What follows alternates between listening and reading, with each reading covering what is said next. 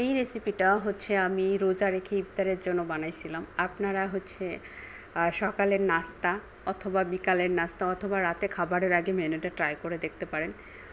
এটা দেখে মনে হচ্ছে যে সব কিছু কাঁচা, এটা খেতে কেমন লাগবে। বিশ্বাস রাখতে পারেন, এটা আসলে খেতে অনেক মজা। আর সবচেয়ে বড় কথা, আপনার পেট ভরতেছে, পুষ্টিকর।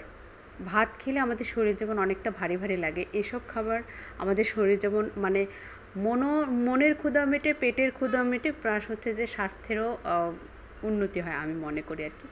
যাই হোক, আমি এটা খুবই সহজভাবে বানিয়েছি, আমি সেটাই আপনাদের সাথে শেয়ার করি। বলতে পারেন এটা বাদাম মাখা বা হচ্ছে সালাদ, বাদামের সালাদ, যা ইচ্ছা তাই একটা নাম দিতে পারেন ইচ্ছা মতো।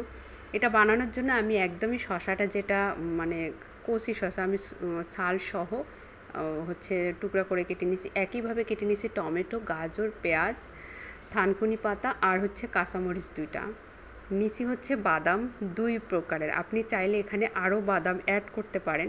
এখানে পরিমাণটা আমি শুধু একজনের মানে আমি খাবো আজকে, এই জন্য বানাইছি। আর হচ্ছে ইফতারের জন্য 2টা খেজুর নিছি আর লেবু আছে। এই হচ্ছে উপকরণ বানানোর জন্য। এখন জাস্ট মিক্সড করে সবগুলো একসাথে মিক্সড করে নিলেই হয়ে গেল।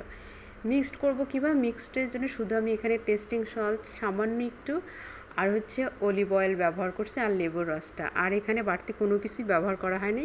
এগুলো দিয়ে সবগুলো একসাথে মিক্সড করে নিছি। ট্রাই করে দেখবেন, এটা আপনারা খেতে যে কি মজা হবে। সবাই ভালো থাকবেন, শুভকামনা, আল্লাহ হাফেজ।